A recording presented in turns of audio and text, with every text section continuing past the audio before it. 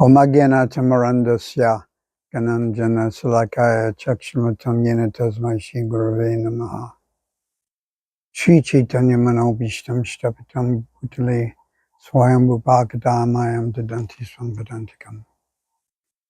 Om Vishnu Padaya Krishna Prasthaya Bhittare Srimati Bhaktivedanta Swami Iti Namani Namaste Saraswati Devi Gauravani Pacharani Nirvishesha Shunyavadi Praskajayate Satarani Shri Krishna Chaitanya Prabhu Nityananda Shri Advaita Gadadhara Shivasani Gaura Bhaktivinoda Hare Krishna, Krishna Krishna, Hare Hare, Hare Rama, Rama Rama, Hare Hare.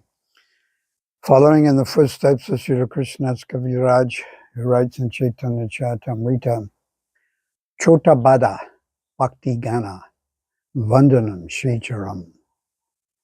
Srila Krishnadas Kaviraj says, Vandanam, I bow down, Charan, to the lotus feet of all the Vaishnavas. Chota Bada.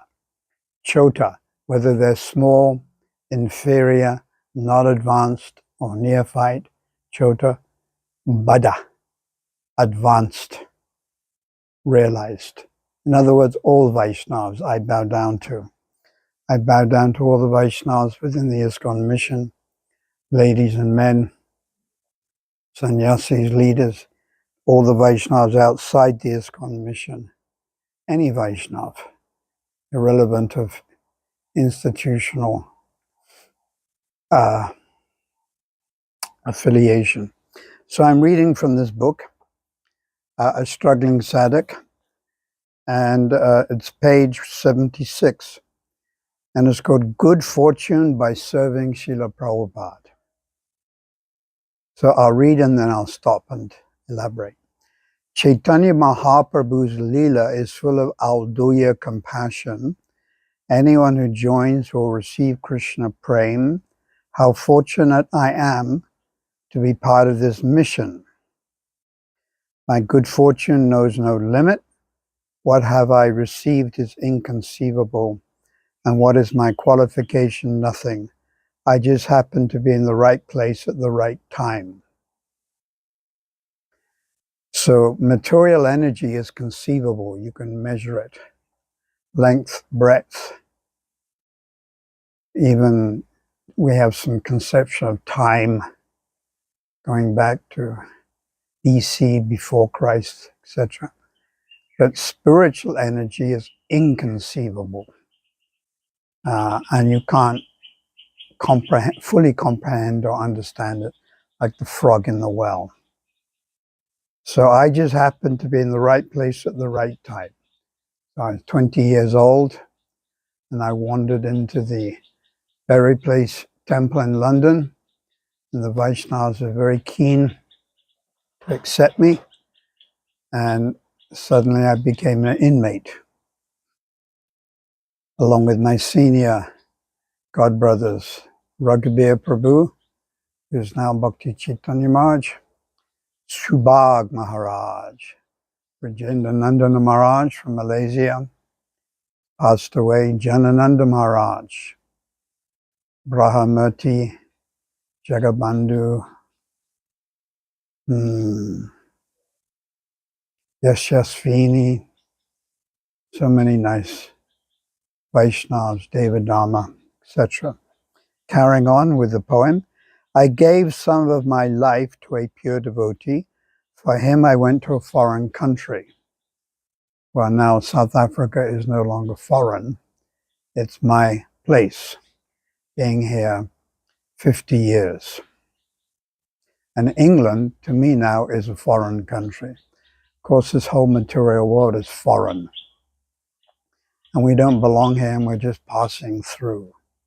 But we forget that. We become overly attached to the husband, to the wife, to the children, to the situation. Continuing, I gave some of my life to a pure devotee. For him, I went to a foreign country. I followed his instructions. I offered him Guru Puja. I ate his remnants. And what do I get in return? Guaranteed entrance into Goloka Vrindavan to dance in Prema Ras with Chaitanya Mahaprabhu and his Parikas, written the 16th of July, 97 at Gita Nagari. So guaranteed entrance into Goloka Vrindavan. One of my favorite statements in a general way is Canto 6, Chapter 3, Introduction, last paragraph, where Prabhupada says, word for word, "It is a fact that even a chronically sinful person who chants the holy name, even though not completely without offenses, does not take another material birth." I would like you to memorize that. Chronically sinful. So we are not chronically sinful. We're trying to be chronically pure.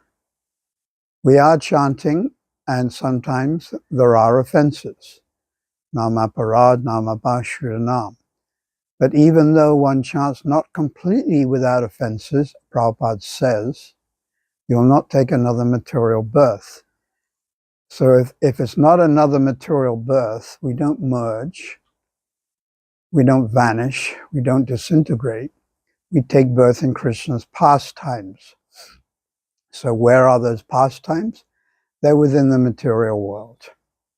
Right now, pastimes are going on in the material world. Ram's pastimes, Nrsingadev's Lord Chaitanya. Just like the sun sets, the sun has not vanished. It's just we can't see it anymore. To a simple child, you may say, the sun has gone to sleep, the sun has vanished. But when that child grows up, the child knows the sun can be seen on the other side of the world. So Lord Chaitanya's pastimes concluded 500 years ago, as did Prabhupada Bhaktivinoda. They're continuing now in some other Brahmanda, in some other material universe. And when we take birth there, it's called Vastu Siddhi. It's not completely pure, as explained by the Krishna Chakravarti Thakur, the sages in the forest of Jarakanda. The name will come in a minute. Shruti Chari Gopis, and the other one. So they all took birth as gopis and continued practicing. And that's called Vastu Siddhi. Although not completely perfect, they purified themselves. Text, dream. This is entitled Dream.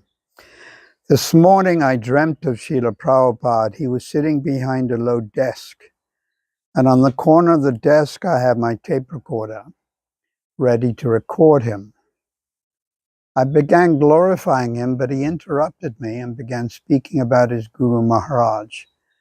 I then pointed out that it would have been nice if we, as disciples, could have had more of his association. I began to explain that as ISKCON grew and he became the world acharya, it became impossible for him to give time and attention to every disciple. Srila Prabhupada began to respond, but I don't recall what he said. I only distinctly remember the feeling of wanting to glorify him directly. Well, my senior godbrother, Burijan Prabhu, Prabhupada told him, my only regret is that I was not able to train all of my disciples.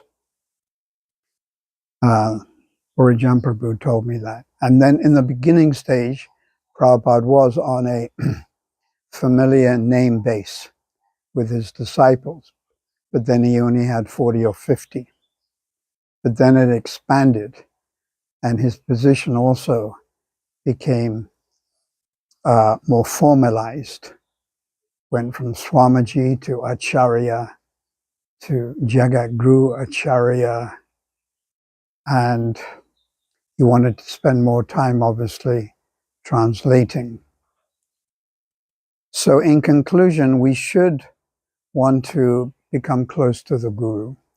In Bhakti Rasamrita Sindhu, there is this wonderful verse, Tasmat Guru Padashraya, Siksha Diksha Sikshadinam, Va Manu Vanavantante, Vishvambara Guru Seva, Vatma Vanavantante, Vishvambara Guru Seva. So I'll start again. Tasmat Guru Padashraya. Tasmat, therefore, Tasmat Guru Padashraya. We should take shelter of Guru.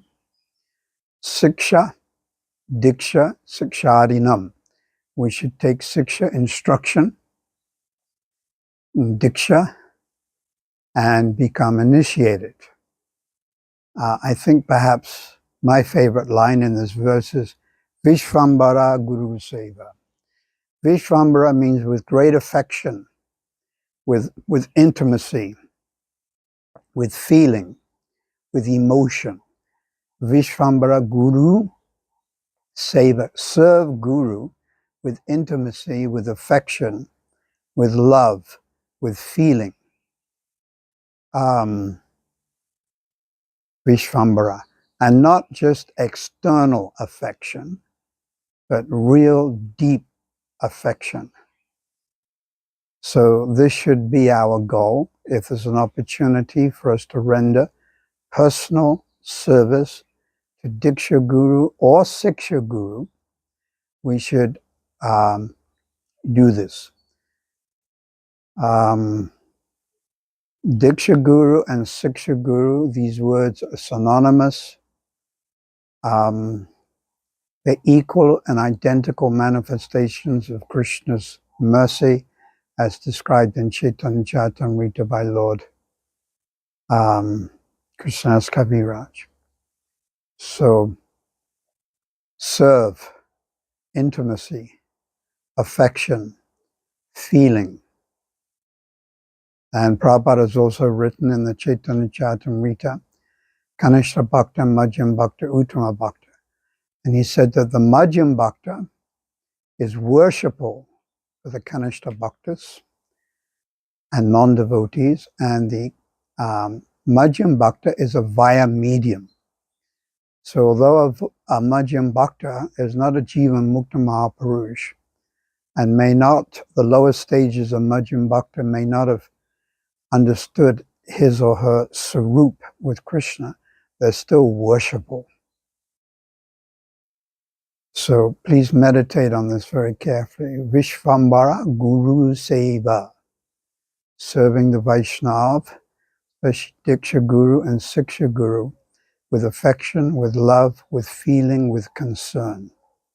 Go Premanandi, Hari Hari Bo.